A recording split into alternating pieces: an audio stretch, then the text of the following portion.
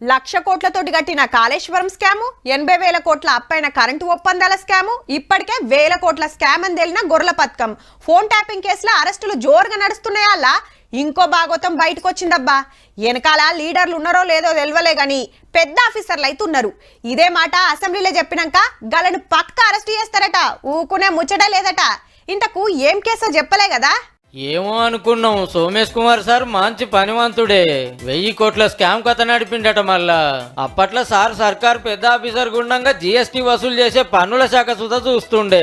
అయితే 75 కంపెనీలు దొంగ కాయిదాలు పెట్టి కోట్ల రూపాయలు కొట్టేసినాయి. దాళ్లకు సోమేష్ సారు ఇంకో 3 సాయం చేసిండ్రని కేసు అయింది. ఇప్పుడు ఎట్లయిందంటే ఏదన్నా తయారు చేస్తానికి కంపెనీలు బయటి రాష్ట్రాలకు వెళ్లి సరుకులు మాల్ తెప్పించుకుంటారు ట్యాక్స్ కట్టి.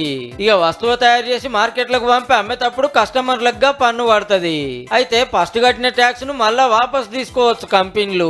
కానీ సరుకులు దేకుంటేనే పంపకుంటేనే తెచ్చినట్టు పంపినట్టు కాగితాల మీద రాసి రాంగ్ రూట్ లో బిల్లులు ఎత్తిర్రన్నట్టు. ఇవన్నీ అందరికి అవపడకుండా ఆన్లైన్ లో సెట్టింగ్లు మార్చిండ్రట. మంచిగా సపరేట్ వాట్సాప్ గ్రూప్ దర్శనంలో మాట్లాడుకునేదట. ఈ కొత్తగా వచ్చిన ఆఫీసర్లకు అనుమానం వచ్చి ఎంక్వైరీ చేస్తుంటే భాగవతం బయటపడే వరకు పోలీసులకు కంప్లైంట్ ఇస్తే కేసు కట్టిండ్రు. ఇప్పటికే 1000 కోట్ల స్కామ్ అంటారు. ఇక పురాగా విచారణ చేస్తే ఇంకేం తెలుతుందో. సిఎస్సి సీట్లకెళ్ళి దిగినాక మంచి పనివంతుడని సర్కార్ కు సలహాదారుగా పెట్టుకునే అప్పట్లా. కానీ సర్కార్ ఏలుబడి మొత్తం నడిచేదే సిఎస్ గారి మీదికి వెళ్ళి అసొంటిది రూల్స్ తప్పి గవర్నమెంట్ నే లాస్ చేసిండంటే చూడురిగా. ఆదాయం ఎక్కడెక్కడ లీకేజ్ దృష్టి పెట్టినప్పుడు సుమారు 74 కేసుల్లో 1000 కోట్లకు పైగా నష్టం జరిగినట్టుగా ఈ ప్రభుత్వం గుర్తించింది అధ్యక్ష.